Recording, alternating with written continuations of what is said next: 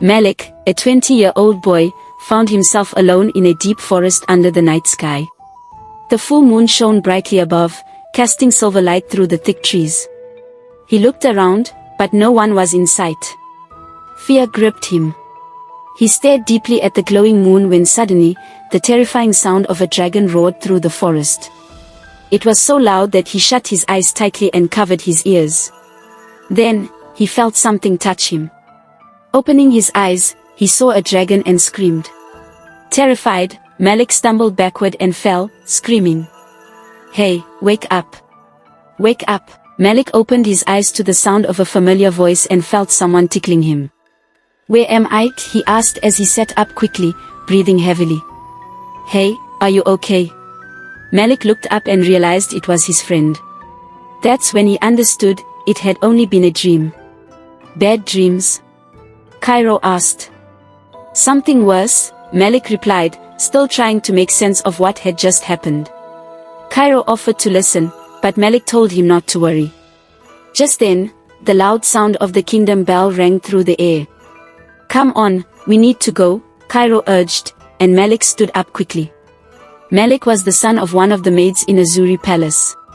When his mother, Nishari, became pregnant, the king allowed her to stay, unlike the other maids who were sent away. She gave birth to Malik in the palace and raised him there. As he grew older, he joined the ranks of the palace slaves. He was often bullied, but Cairo always defended him. That's how their friendship began. They made their way to the palace square where a crowd had gathered, all wondering why the bell had rung. One of the wise ones stepped forward and announced, "Arthur Edwards, the king of Azuri, is dead." Gasps and whispers filled the air.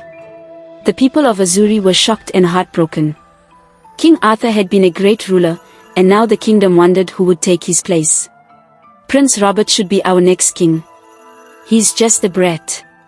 He'll never be like his father," the people whispered among themselves. As the crowd dispersed, Prince Robert and his mother entered the chamber where King Arthur's body lay.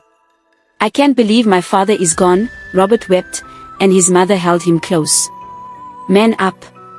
Everything will be handed over to you now," Queen Naya said firmly. "But I didn't dream last night," Robert replied. "Sure. Don't let anyone hear you say that," she warned, glancing around to ensure no one was listening. They went to his chamber and dismissed all the maids for privacy.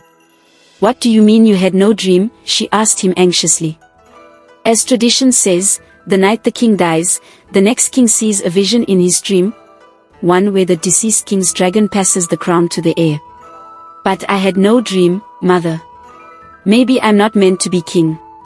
"Don't say that," Queen Naya snapped. "Maybe the tradition is just a tale. All I know is that you are the only son of King Arthur, and you will be the next king of Azuri." "So what should I do?" Robert asked. "Study the tradition. Learn what the dream is supposed to look like. When the wise ones question you, speak according to what you've learned. Make it sound real," Queen Naya instructed. Later that day, Prince Robert led the palace slaves to the cattle farm. He watched them labor while the palace knights stood by for security. "Keep working. No food or rest if your job isn't done," he shouted, supervising harshly. "How are we going to survive once he becomes king?" Cairo whispered to Malik as they worked beside each other. "This is our fate." "I guess we're not lucky this time," Malik replied quietly. He walked over to get some water from his bag, but Prince Robert spotted him and strode over. "What are you doing?" Robert asked sternly. "I'm thirsty," Malik said, shrugging. Robert snatched the bottle from him. "I said no food, no rest until your work is done," he barked. "The sun is too hot. I need water," Malik explained. But Robert poured the water out right in front of him. "I'm not like my father. I mean what I say. You'd better get used to it. In a few days, I'll be crowned king of Azuri, and it won't be easy for you all," Robert warned. Malik returned to work silently. It took hours for the slaves to finish their tasks, and only then were they allowed to drink water. That evening, everyone returned to the palace exhausted and grumbling. Over supper, they talked about what had happened during the day, but Malik wasn't interested. All he wanted was sleep. Still, The noise in the room kept him awake, so he stepped outside. The moonlit night reminded him of his dream. He still didn't understand what it meant. He sat in the garden and stared up at the glowing moon. Something about it drew him in. It felt as if he was being pulled toward it, like he and the moon were becoming one. Then, something landed on his shoulder. Startled back to reality, Malik looked and saw a baby dragon playing on him. He was so scared, he ran off, panting, as the tiny dragon flew away. Unbeknownst to him, the wise ones saw the baby dragon flying over the palace and assumed it had come to visit Prince Robert. They were pleased. "This is the sign. We must begin the ritual," one of them said, and the others agreed. The next day, they visited Prince Robert and questioned him. Queen Naya stood by her son. Robert lied, telling them exactly what he had learned from the tradition book. The wise ones believed him. "At 10 p.m. we'll take you to your father's dragon. If the dragon accepts you, you will be crowned king of Azuri." After they left, Robert confessed to his mother that he was scared. "What if the dragon hurts me for lying? You're your father's son. His dragon would never harm you," Queen Naya reassured him. That night, the ritual began. The wise ones led Robert into the dragon's chamber. A giant dragon stood before them, her eyes glowing. The wise ones asked Robert to step forward and touch her. But the dragon roared and released a burst of fire that threw Robert and the wise ones backward. They tried again, but the dragon continued to resist him. She wouldn't let him come near. The wise ones were confused. They had seen the baby dragon flying earlier. Wasn't that the sign? Something was wrong. They pressed Robert again. "Did you truly dream of the dragon?" "Of course I did," Robert lied again, trying to sound confident. "Very well. We'll try again tomorrow," one of the wise ones said.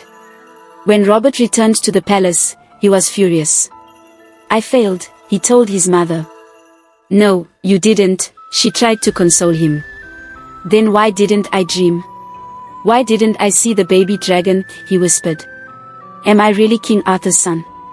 Queen Naya's expression hardened. "How dare you question my loyalty? I'm sorry. I just can't think straight. You are the only son of King Arthur, and nothing will change that," Queen Naya said firmly. "Every heir faces trials before being crowned. This is yours. Be strong and believe in yourself. You are the next king of Azuri."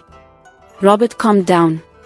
"Thank you for reminding me who I am," he said, and she hugged him. "Sleep with a smile. Something good might happen tonight," Queen Naya said, leaving his room. Robert lay in bed, remembering the good times with his father and hoping he'd finally see the dragon in his dreams. Meanwhile, Malik couldn't sleep. The thought of dragons kept haunting him. He woke Cairo and asked him to follow him to the garden. "What is it that can't wait till morning?" Cairo grumbled. "I think I'm going crazy. I need to show you something," Malik whispered. Reluctantly, Cairo followed. They sat on the grass in the garden. Malik told him to watch closely. He looked at the moon again, and just like before, the baby dragon flew down and landed on his shoulder. "What?" Cairo gasped. The sound snapped Malik back to reality. "You saw it too?" Malik asked. "Of course. You're the next king of Azuri," Cairo whispered. "What are you talking about?" Malik was confused. Cairo explained the tradition to him. "But I'm just a slave, like you. I'm not even related to King Arthur." "He doesn't even know I exist," Malik said, but stopped when a deep roar echoed. A giant dragon's cry filled the air.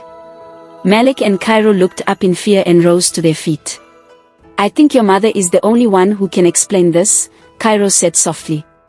Malik looked at him, horrified. To be continued.